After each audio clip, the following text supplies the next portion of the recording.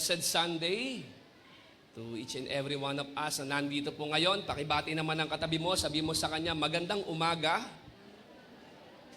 At sabihin mo rin sa kanya, napakaganda mo rin ngayong umaga. Okay?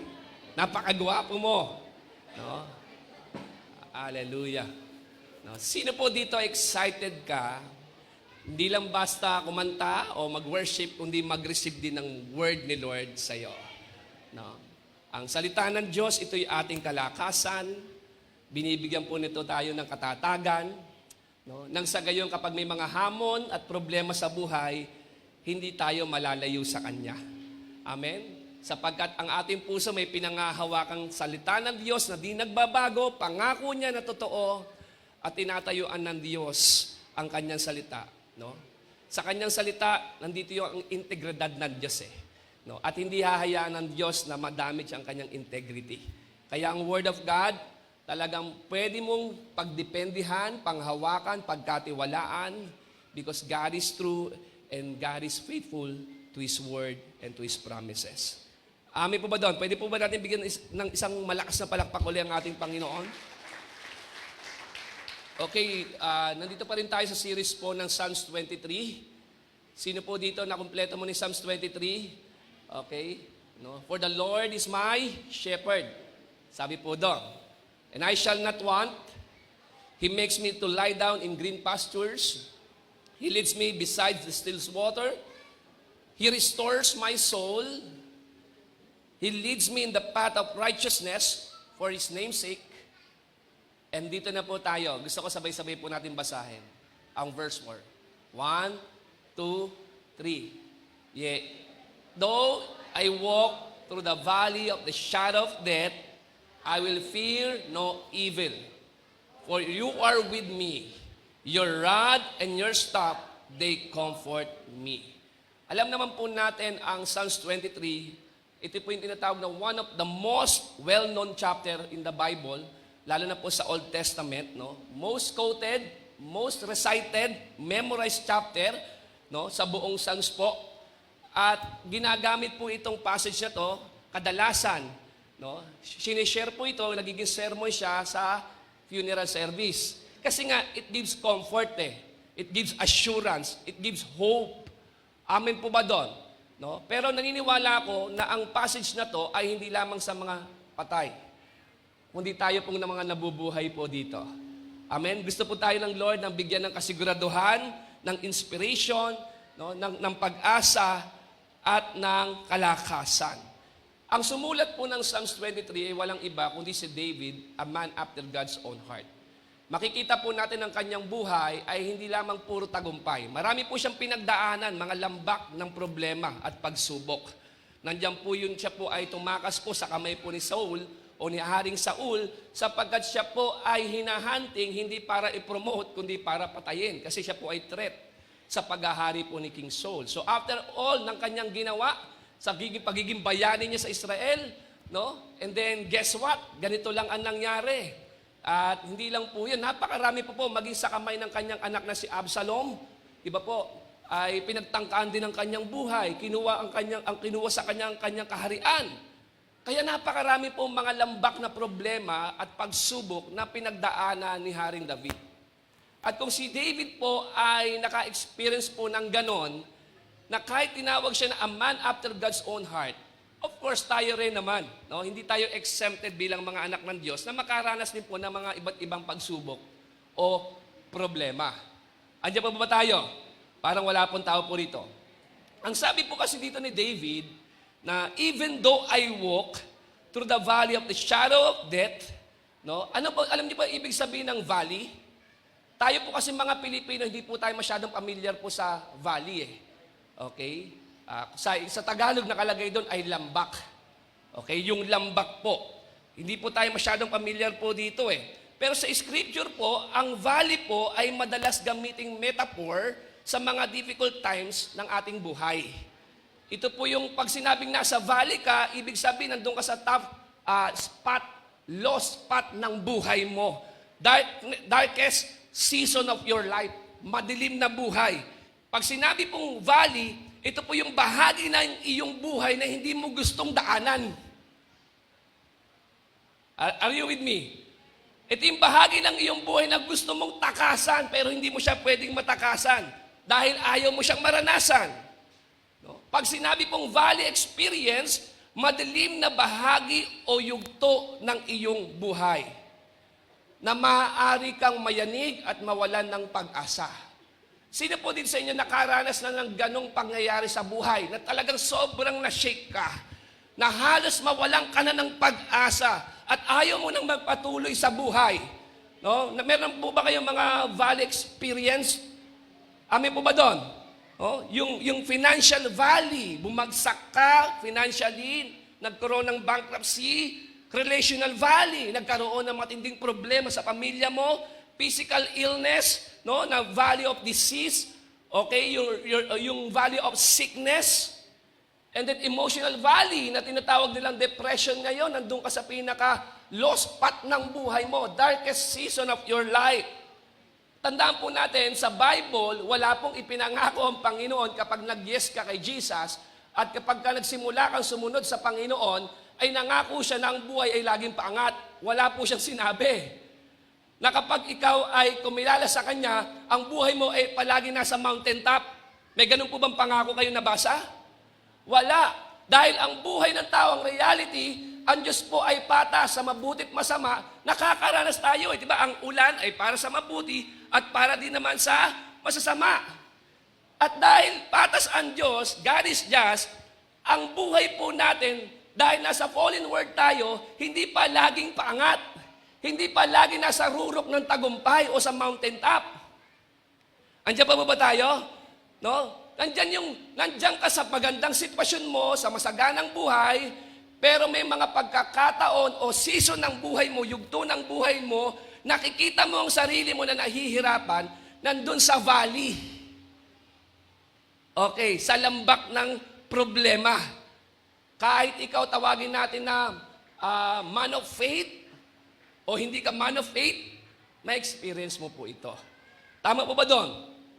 Pero ganun pa man, hindi po tayo tinawag ng Diyos na manatili sa valley. Are you with me? Dadaanan mo, even though I walk, lalakaran mo yung valley, pero huwag ka mawawala ng pag-asa. Ang valley ay hindi yan ang dwelling place mo. Kung bumagsak ka man sa negosyo, natanggalan ka ng trabaho, hirap na hirap ka ngayon, kapos na kapos ka ngayon, kulang na kulang ka ngayon, sabi ng Lord, lakaran mo lang. Walk.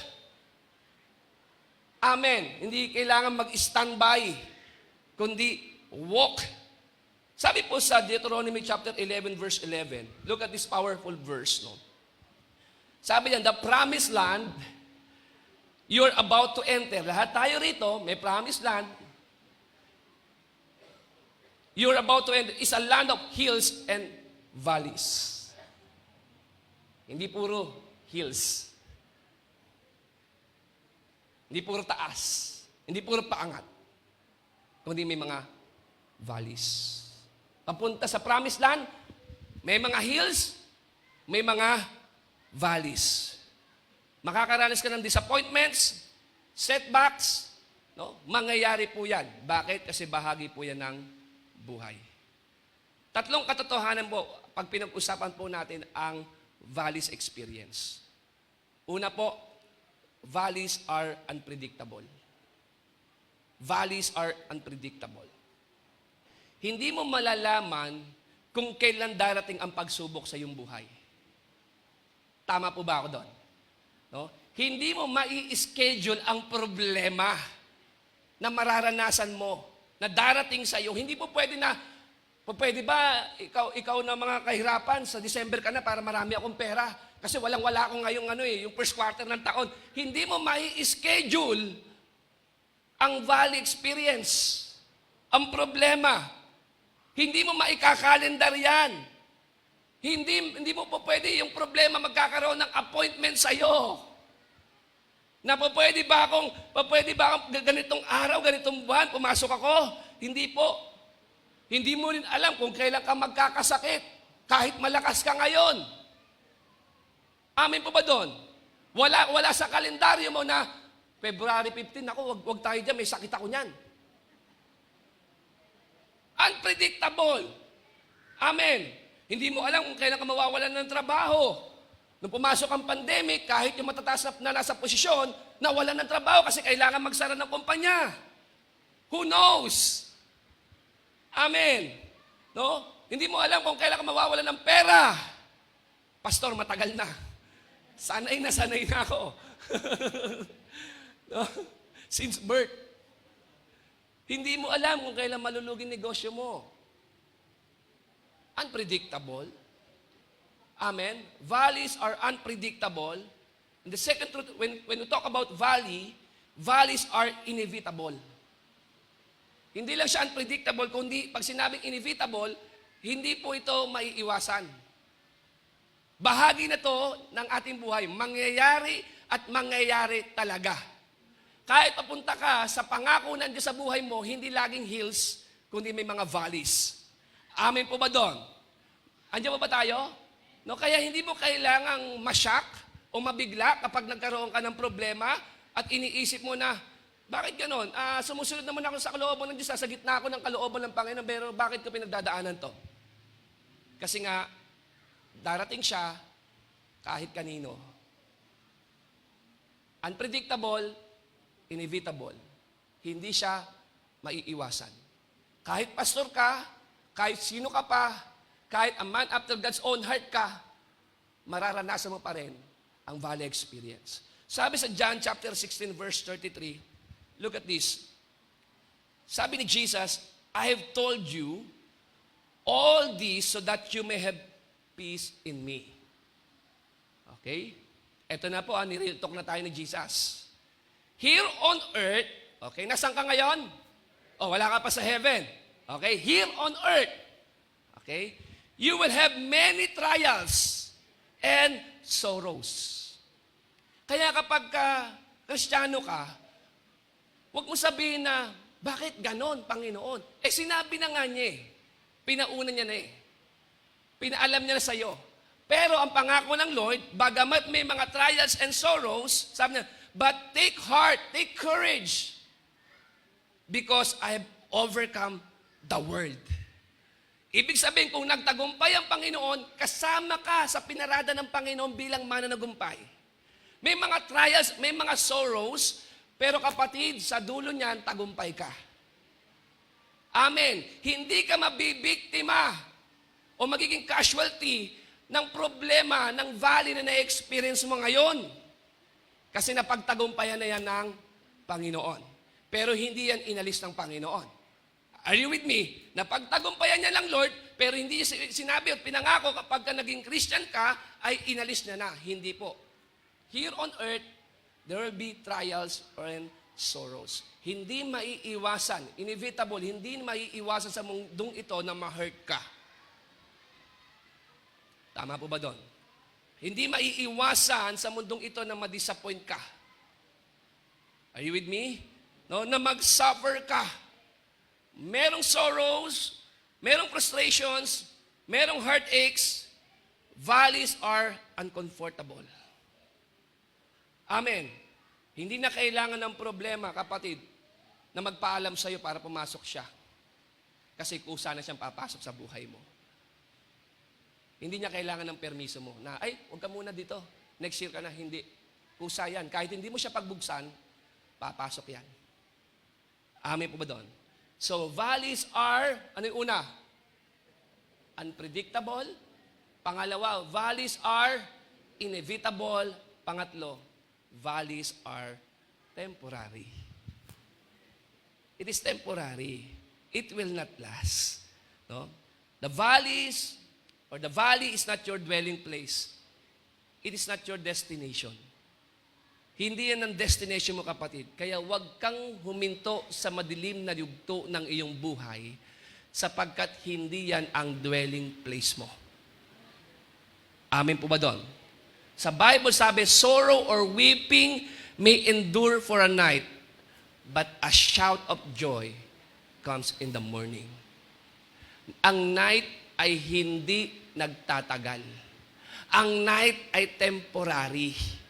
Ang valley ay temporary. Kasi bukas, sabi ng Lord, muli kang tatawa. pagtatagumpayin ka ng Panginoon. Dahil nakikita ng Diyos ang pinagdadaanan mo. So, valley is temporary. At sabi ni David, even though I walk through the valley of the shadow of death. Meron po akong picture. Pwede ba pakita yung picture ng valley? No? Tingnan ko siya, pinag-aralan ko, ang valley pala ay low point na nakasandwich daw sa pagitan ng dalawang high mountains. Okay? Kaya talagang madilim dyan. Dahil kapag nawala na yung sinag ng araw, sobrang dilim dyan. Nandiyan ka, maglalakbay ka dyan. Dyan yung napakadilim po niyan. Sabi dyan, yan po yung pinaka-low spot, mababang parte ng kalupaan. Pero sabi ni David, kahit napakadilim, kahit walang sinag ng araw, tandaan mo, kapag nasa valley ka, ito yung pagkakataon o yugto ng iyong buhay na tila baga hindi mo makita ang Diyos. Natatakpan yung sinag ng araw ng dalawang mataas na bundok. Pero gusto ko sabihin sa iyo, kahit hindi mo siya nakikita, nakikita ka niya. Amen po ba doon? Kahit hindi mo alam kung ano ginagawa ng Diyos, alam ng Diyos kung ano yung ginagawa niya. Tama po ba doon? Sabi niya, even though I walk to the valley of the shadow of death, I walk. Sa valley pala, ang ginagawa, nilalakaran lang. Sabihin mo sa katabi mo, huwag mong tambayan yan. Walk, not run. Ang pag sinabi kasi nating walk, damang-dama mo kasi observe mo Diba? Yung paghihirap, damang-dama mo kasi hindi naman sinabing takbuhan mo yung problema Lalakad ka talaga. At dahil sa paglakad mo, grabe, minsan nami-meditate mo na yung mga problema, yung mga pagsubok sa buhay mo, gabi na, naiisip mo pa kasi naglalakad ka sa problema. Pero praise God, bagamat nandun ka sa valley at lumalakad ka, hindi yon ang destination. Amen po ba doon? No, hindi yan walang intensyon ang valley na mag-stay ka dyan. At ang sinabi niya rito, even though I walk. Okay? Hindi ko alam kung ano pinagdadaanan nyo, kung may karamdaman ka, kung walang-wala ka, sabi ng Lord sa umagang ito, lumakad ka lang. Even though I walk through the valley of the shadow of death. Shadow of death. Ayun naman talaga ang pinaka-tumutorture sa isip natin, yung shadow Pero shadow lang yan. Ang shadow ng espada, hindi nakakapatay. Amin po ba doon? Yung shadow ng kagat ng aso, hindi yun nakakapatay. Shadow lang yon. Ang kaaway lagi nagpapakita sa iyo ng shadow. Ay, hindi ka na po pwede magtagumpay. Paano ka pa aasenso? Galing ka sa pagbagsak. Ay, wala na. Hindi na, kinalimutan ka ng Panginoon. Yan ang destination mo. Isa kang malaking pagkakamali. Yan, walang-wala ka. Diyan ka na matatapos. Nakukuha niyo po ibig ko sabihin? Tinatakot ka ng kaaway gamit yung shadow. Pero tandaan mo, ang shadow hindi nakakapinsala. Tinatakot ka ng kaaway, pero sa totoo lang kapag alam mo ang posisyon at identity mo sa harap ng Panginoon, kaya mong i-overcome yung shadow of death. Amen. Kaya nga pagdating doon, grabe, napakadilim kasi wala ngang araw, natatakpan niya, edi sobrang dilim. Pero sabi ni David, dahil nandyan ang aking mabuting pastol, dahil nandyan ang aking Panginoon, hindi ako nag-iisa, even though I walk through the valley of the shadow of death, I fear no evil. Alam niyo ibig sabihin yun? Yung the fear of evil? Yung I fear no evil. Bakit merong fear of evil? Alam niyo kung bakit? Kasi ganito po yan. Kapag ka ikaw, may pinagdaanan ka. For example, nagmahal ka, iniwang ka, niloko ka, at papasok ka uli sa isang relasyon. Ang lagi mong naiisip, iiwanan uli ako, lolokohin ulit ako, mag-iisa ulit ako. Yun yung fear of evil. Amen. Fear of evil po yun. Dahil bumagsak ka sa negosyo mo, hindi mo maisip na magsimula at mag-expect uli na maganda. Kasi sasabihin sa'yo magsisimula ka, paano kapag bumagsak ka uli? Paano kapag naghirap ka uli? Paano kapag kinapos ka uli? So ngayon, hindi mo ngayon maharap yung pangarap mo, yung nilalagay sa'yo ng Panginoon, kasi doon sa fear of evil. Amen po ba doon? Dahil nawalan ka ng trabaho, pagpasok mo sa trabaho, sasabihin mo sa sarili mo, hanggang ilang linggo lang kaya ako rito. Amen. Meron po akong kakilala, 4 na beses siya nagbuntis pero na-miss carriage niya yung bata. Yes. Umiyak siya sa akin. No, pastor na po siya ngayon, yung asawa. Pag-iyak niya sa akin, sabi niya, natatakot na kami. Kasi yung asawa ko, sa halip na maging masaya dahil nagbubuntis, umiiyak palagi tuwing gabi. Bakit palaging umiiyak? Kasi naiisip niya, Lord, aasa na naman ba ako? Masasaktan na naman ba ako? Mawawala na naman ba ako ng anak?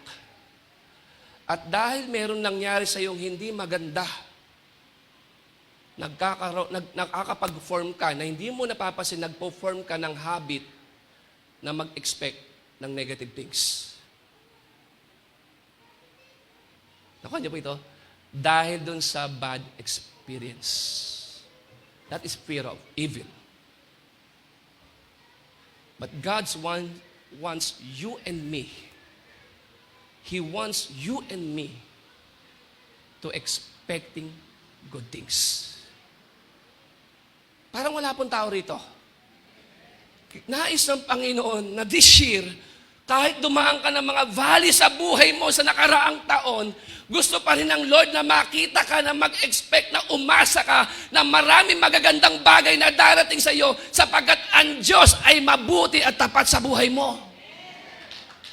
Hindi nais ng Panginoon kapag binibigyan ka niya ng blessing ay lagi mong iniisip, hanggang kailan lang kaya to, mawawala na naman siya, masasaktan na naman ako, maghihirap na naman ako. Hindi. Ngayon taong kapag may binigay sa'yo si Lord, kapag may idea ang ibinigay sa'yo Lord, sabihin mo, Lord, sige, mangyari po ang kalooban mo. Maaasa ako na itong idea ito, iangat mo ang buhay ko, magkakaroon ako, sasagana ako, magkakapartner ako, pagpapalain mo ako this year. Amen. Kaya maraming mga tao takot pumasok sa 2024. Kasi baka maulit na naman daw yung pain last year. That is the fear of evil. Kapag hindi ka naging careful, magiging habit mo na mag-expect. Kapatid, walang anumang solusyon sa takot kundi ang pananampalataya. Kapag nag-send ang kaaway sa iyo ng takot, sagutin mo siya ng faith mo. That you are God's beloved. Meron Diyos na nangangalaga sa iyo. Meron Diyos na nakakakita lahat ng pinagdadaanan mo. Alam niya ang sitwasyon mo. Alam niya ang kondisyon mo. Alam niya kung nasa valley ka ng iyong buhay. So in the fear of evil, kapatid, no? Dangerous po niyan. Sino dito, every month, kailangan mo ng miracle ni Lord para mabayaran ang mga bills mo. Meron ba din sa inyo, mga nanay lang? Di ba? Lord, pero tingnan mo, pag naka-receive ka ng bill, ano inisip mo? Negative. Negative. Pag may bayarin, lagi mong iniisip, paano na naman? Kulang na naman. Saan na naman ang kukuha? Paano na naman didiskarte? Kapatid, pag nakakuha mo yung bill, Lord, miracle lang kailangan nito. Panginoon, noon pa, hindi mo na ako pinabayaan.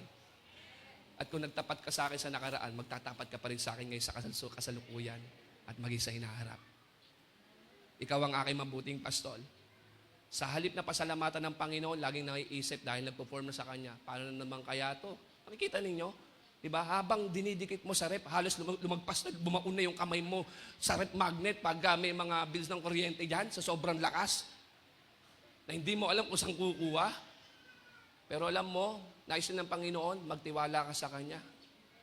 Pagkatiwalaan mo siya, manampalataya ka. Dahil meron sasabihin sa iyo ang demonyo pag na-receive mo yan. O, paano ka ngayon? Paano ka na naman ngayon? The fear of evil. Amen? Pero sabi diyan, even though I walk through the valley of shadow of death. Sinasabi lang ni David dito na hindi palagi mountain tops ang buhay. Meron din eh. Pero sabi niya, pero sa kabila man, even though I walk through the valley of shadow of death, I will fear no evil. Because you are with me. Pwede na tayong umuwi. Yung malaman mo na kahit nandiyan ka sa bagsak na kalagayan, madilim na buhay ng buhay mo, kasama mo ang Diyos. Kasama mo ang Panginoon. Alam niyo po, mahirap magtungo at lumakad sa madilim na buhay. Lalo na kapag pakiramdam mo, nag-iisa ka lang. At hindi mo alam kung sino po pwedeng tumulong sa iyo. Nakakatakot humarap sa pagsubok na nag-iisa lang. Amen po ba doon? Kasi pakiramdam mo, mahina ka. Tama po doon? Madaling maniwala na kasama mo ang Panginoon kapag ka ikaw, ang nangyayari sa buhay mo ay puro maganda. Madali. Tama ba ako? Madaling maniwala, madaling isipin na sinasamahan ka ng Panginoon kapag na-promote ka, napasok ka sa trabaho. Amen po ba doon? Na-meet mo yung kapartner mo, madaling sabihin na sinasamahan ka ng Panginoon, madaling isipin na kasama mo ang Diyos.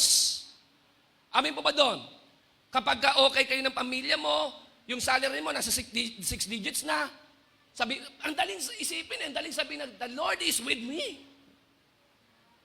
Sa panahon ng kasaganahan, ang daling sabihin, God is with me. Amin mo ba doon? No? Kapag maganda ang takbo ng buhay. Pero, mahirap paniwalaan at sabihin that the Lord is with you kapag bumaligtad ang sitwasyon. Kaya ang pinag-uusapan dito, valley, hindi mountain tops. Kundi valleys. Even though, sa kabila ng. No? Yung mga bagay na inaasahan mo, hindi nangyari. Yung plano mo, hindi nangyari. Dumaan ka sa kawalan, sa kakulangan, kaguluhan, karamdaman.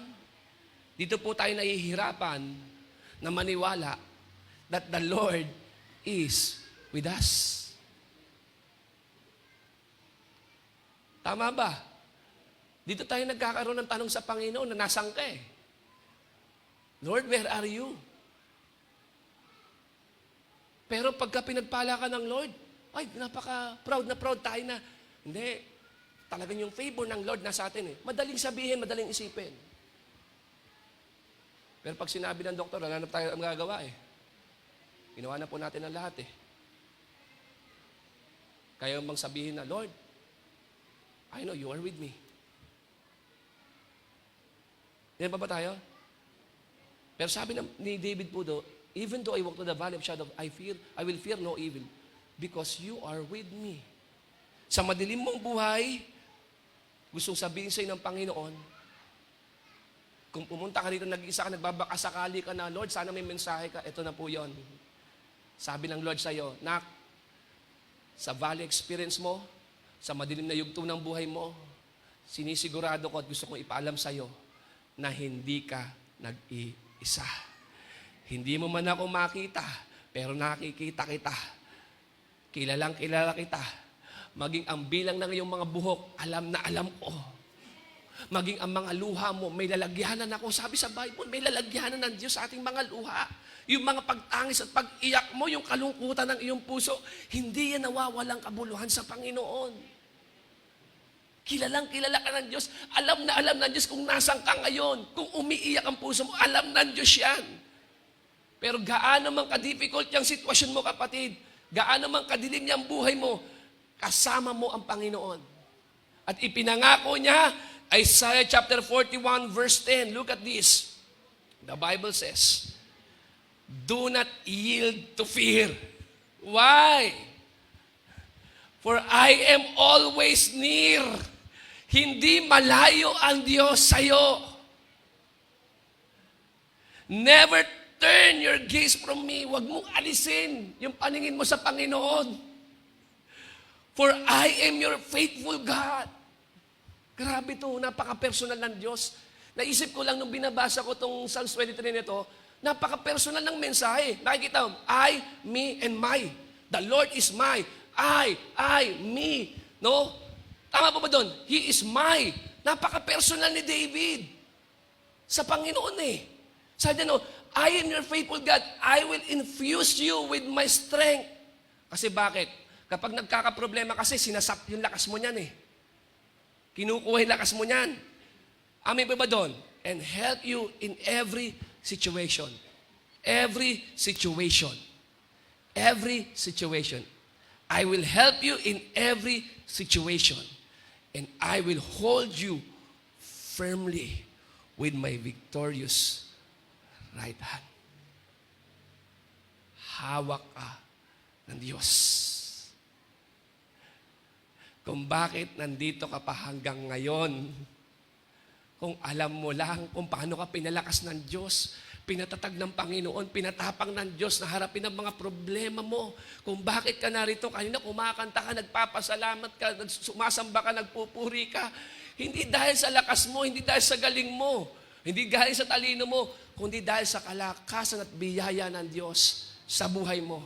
Kung hindi ka sasamahan ng Panginoon, hindi mo mararating ang taon na to. Katunayan lang kung bakit hanggang ngayon nandito ka pa sa tagal mo na nananampalataya sa Panginoon. Dahil ni minsan, hindi ka iniwanan at pinabayaan ng Diyos. Amen po ba doon? Yun ang dahilan. Kaya sabi ko doon, for I am your faithful God. Nung binasa ko to, grabe. I am your faithful God. Faithful si Lord eh. And I will infuse you with my strength. Alam ko nanghihina ka na. Pero palalakasin kita. And I will help you in every situation. May pinagdadaanan ka, tinutulungan ka ng Diyos diyan. At kung hindi ka man alisin ng Panginoon, pinapalakas ka ng Panginoon at pinapatapang para harapin yan. And I will hold you firmly with my victorious right hand. Sabi nga sa Bible nakauka ang iyong pangalan sa kanyang palad. Kaya pag tingnan mo yung palad mo, may uka kahit isampal mo yan kahit saan, hindi matatanggal yung uka niyan. Ibig sabihin, hindi ka na mawawala sa kamay ng Diyos. Hindi ka makakalimutan ng Diyos. Amen. At ang sabi sa Isaiah chapter 53 verse 2, ito po ako magtatapos sa inyo. When you pass through the deep, stormy sea, ang ganda, you can count on me. You can count on me to be there with you. To be there with you. When you pass through raging rivers, you will not drown. When you walk through persecution like fiery flames, you will not be burned. The flames will not harm you. The flames will not harm you.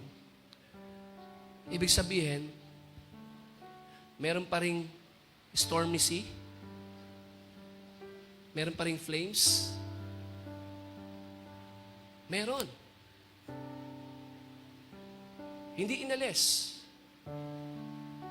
Kaya nga, ang mensahe natin, hindi ito prosperity gospel.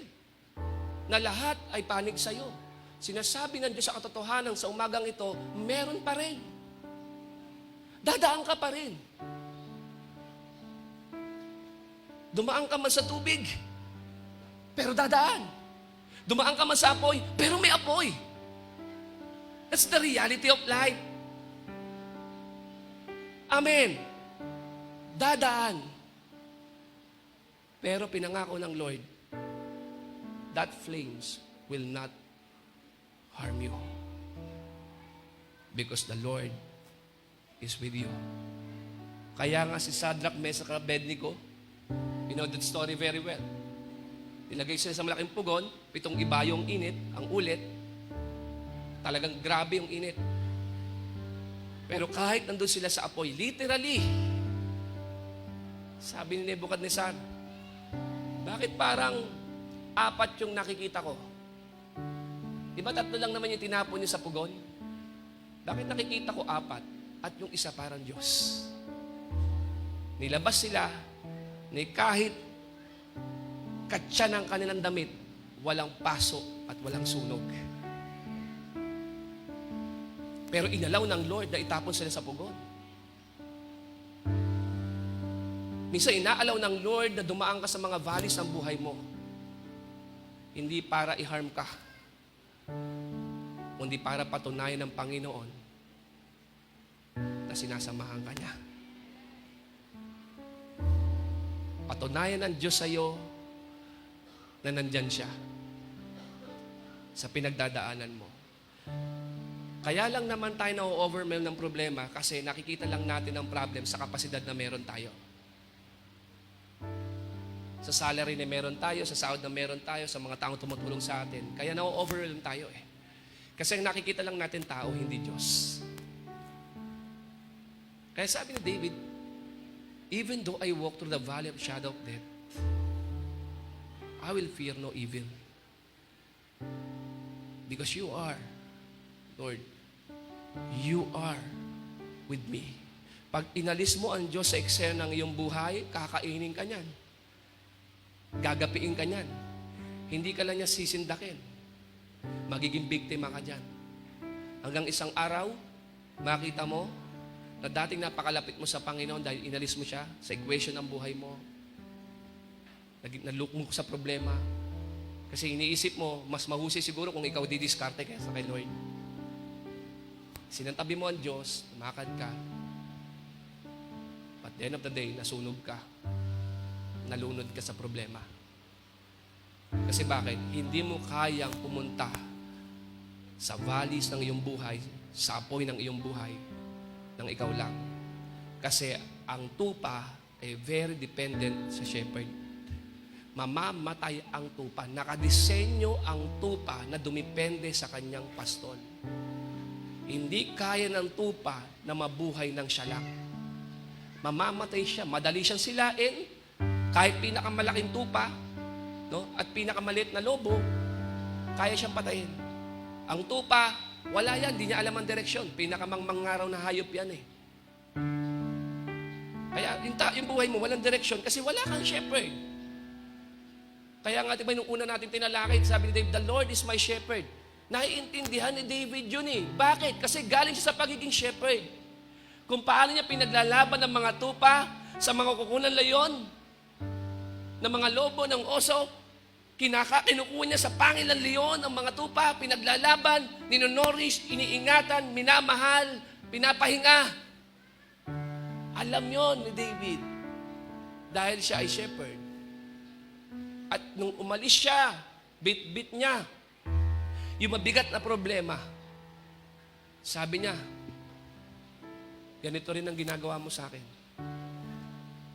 Panginoon, this time, ako ang sheep, and you are my shepherd. The good shepherd, the great shepherd, the chief shepherd. God is with you. He is with you. He is faithful. He is faithful. Hindi mo kailangan na napakahabang mensahe, sa totoo lang. Ang kailangan mo, assurance eh. Assurance. That the Lord is with you. Pinapaalala sa iyo ng Panginoon na this year, mag-start ka uli. Kasi, nandiyan ka sa valley. Hindi ka naka-destination dyan eh. Hindi yan ang dwelling place mo eh. Start ka uli. Start ka uli. Bakit? Dahil nais ang Panginoon na daling ka sa green pasture. Sa promised land mo. May promised land ka eh. Whether ikaw ay bata, kabataan, matanda, God is not done with you yet. Hindi pa tapos ang Panginoon eh. Kaya wag mo siya tutuldukan this year. Wag mo siya tutuldukan this year. Hanggat sinasamahan ka ng Panginoon at dahil kasama mo ang Panoon anuman ang sitwasyon, pwedeng bumaligtad dyan sa isang hipo ng Diyos. O pwede ba tayong lahat ay tumayo at magpasalamat sa Lord?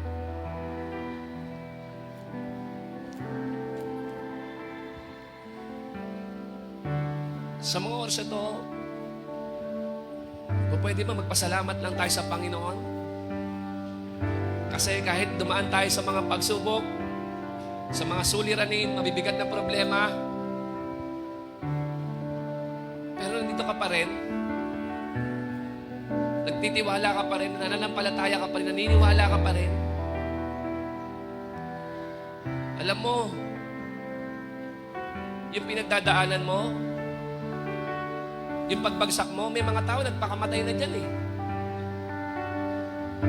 Na-depress, nagpakamatay. Pero alam mo, kung hindi ka pinalakas ng Panginoon, dapat wala ka na rin eh. Dapat sirang-sira na rin ang buhay mo. Dapat wala na rin direksyon ng buhay mo. Pero dahil sinamahan ka ng Panginoon, pinalakas ka ng Panginoon, nanatili ka sa Kanyang presensya. Naingatan ang buhay mo.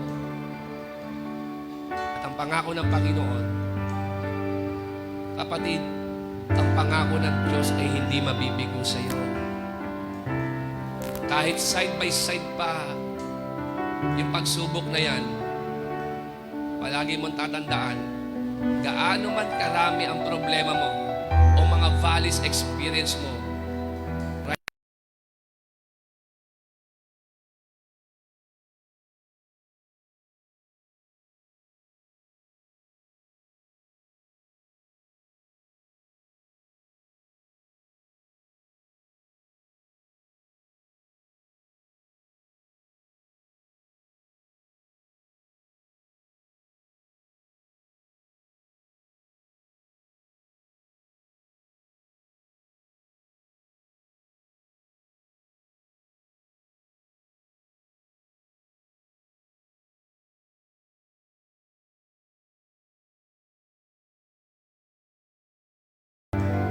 ang frustration natin, hinahanap natin yung pangangalaga sa magulang, sa anak, sa trabaho. Hindi. Sabi ni David, "You are my shepherd." He cares. He cares. Mahal ka ng Diyos. Mahal ka ng Diyos. Pasalamatan mo ang Panginoon sa mga oras na to. Hallelujah, Lord Jesus. Thank you, Lord. Thank you, Lord, for your word. Thank you, God. Yes, O Lord. Even though you walk through the valley of the shadow of death, you will fear no evil because the Lord is with you. God is for you. He is still on your side. Hindi malayo ang Diyos sa iyo. He is still working behind the scenes on your behalf. Hallelujah. Napakabuti mo, Panginoon. Napakabuti mo, O Diyos. Yes, O Lord.